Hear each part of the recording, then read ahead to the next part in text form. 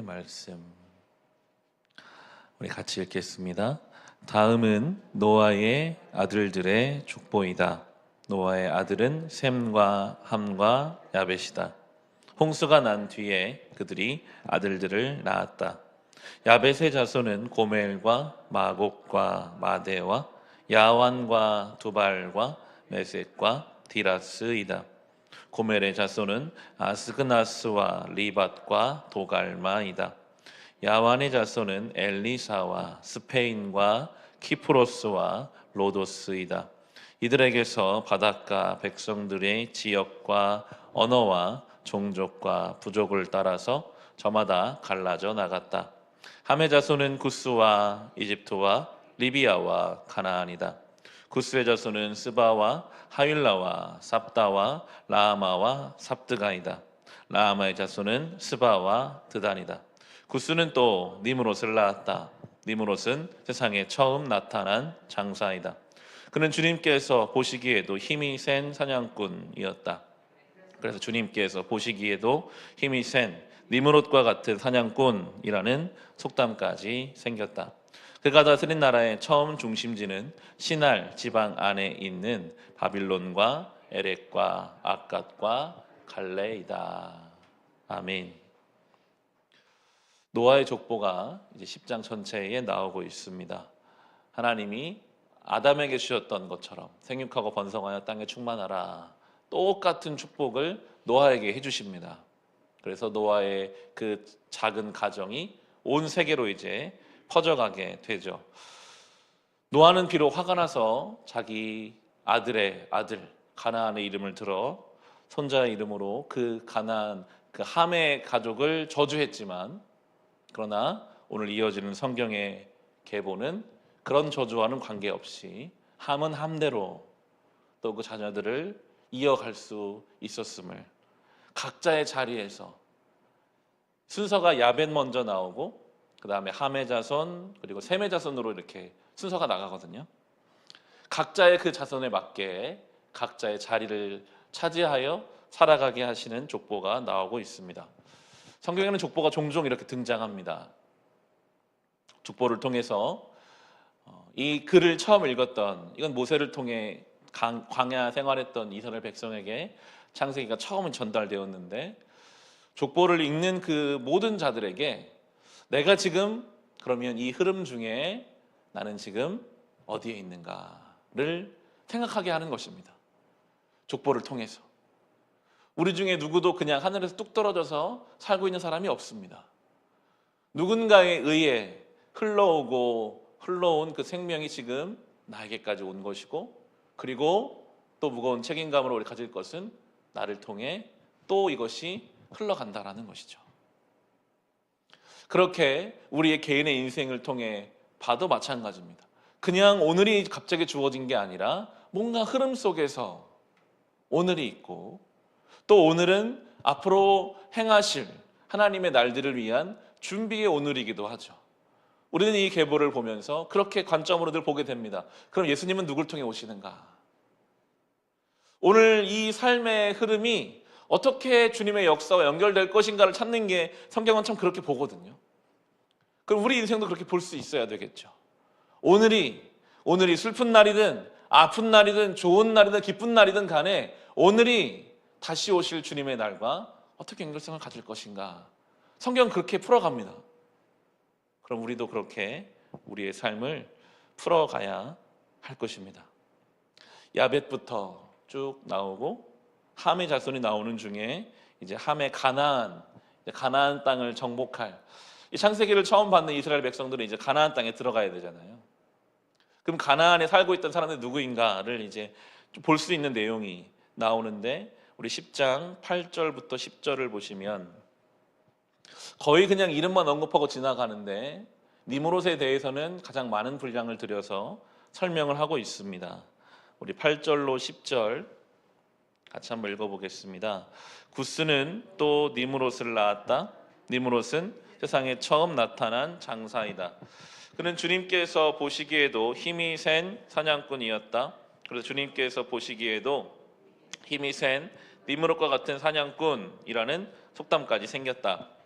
그가 다스린 나라의 처음 중심지는 시날 지방 안에 있는 바빌론과 에렉과 아갓과 갈레이다. 아멘.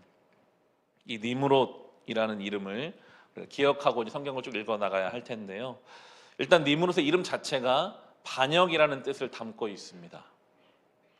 그는 용사로 불릴 만큼, 주님께서 보시기에도 힘이 세다라고 불릴 만큼 뭔가 특별한 능력을 가지고 있는 사람이었고, 그가 지금 성경에 기록된 것처럼 뭔가 나라를 다스리는 사람, 아무튼 뛰어난 사람이었던 것은 분명합니다.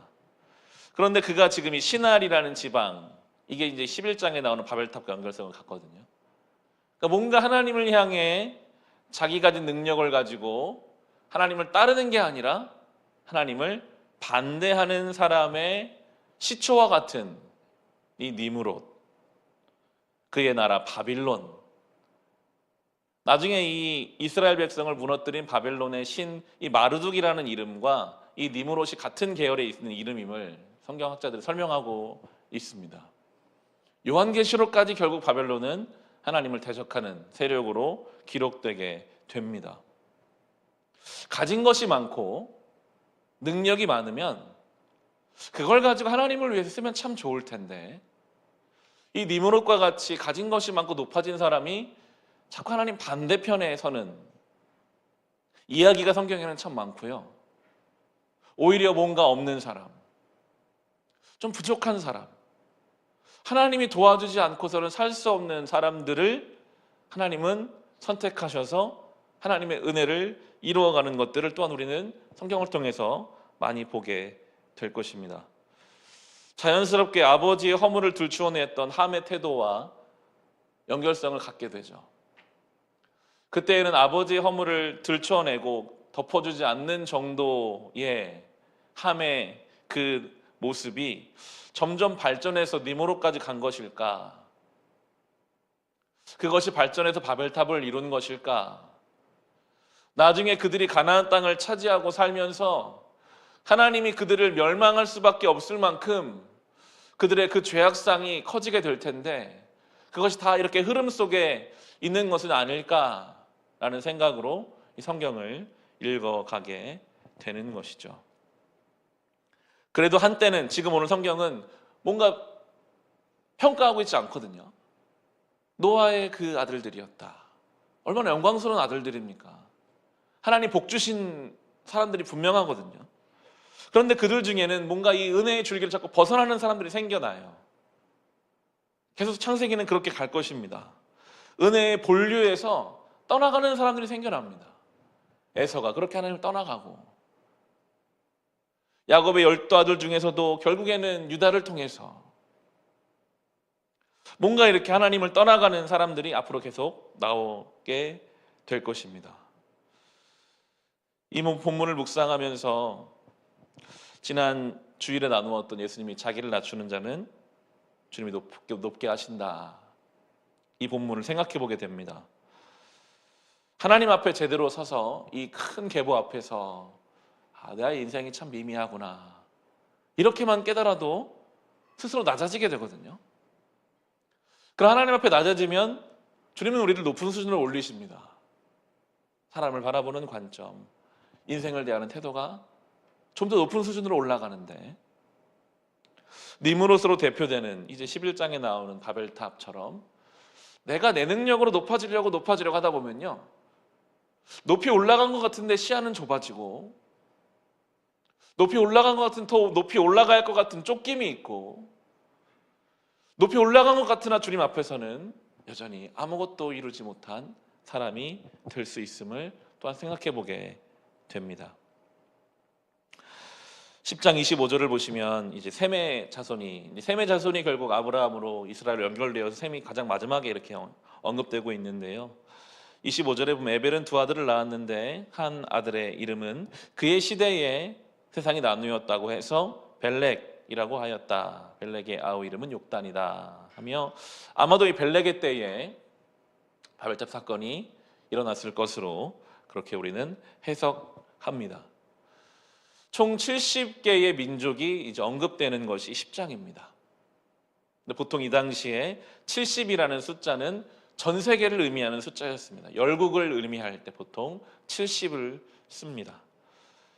노아로부터 전 세계의 모든 민족의 시초가 형성되었음을 성경이 이렇게 적고 있고, 그 중에서 이제 아브라함으로 성경의 초점은 맞춰지게 되죠. 아브라함에서 사랑받지 못한 아내로부터 태어난 유다로, 다윗으로, 그리고 예수님으로 이렇게 하나님의 은혜가 이제 흘러가게 될 것입니다. 이 족보의 흐름을 보며 자연스럽게 우리도 우리의 흐름을, 우리의 인생의 흐름을 생각해 보게 되죠. 성경은 그 셈을 선택한 이유를, 셈이 준비가 되어, 셈의 아들들이 준비가 되어서 아브라함을 선택한 이유를 아브라함이 준비돼서라고 말하고 있지 않습니다. 그냥 하나님 은혜로 선택하시는 거예요. 에서와 야곱 중에 왜 야곱인가? 성경은 잘 설명하지 않아요. 인격으로 보면 큰 차이가 없는 것 같은데 그냥 야곱을 선택하세요. 우리가 뭔가 준비돼서, 우리가 뭔가 하나님 앞에 의로워서 선택한 것이 아닌 것을 성경이 끊임없이 말합니다. 자격과 조건으로 일하시지 않고 은혜로 일하시는 이 하나님의 역사.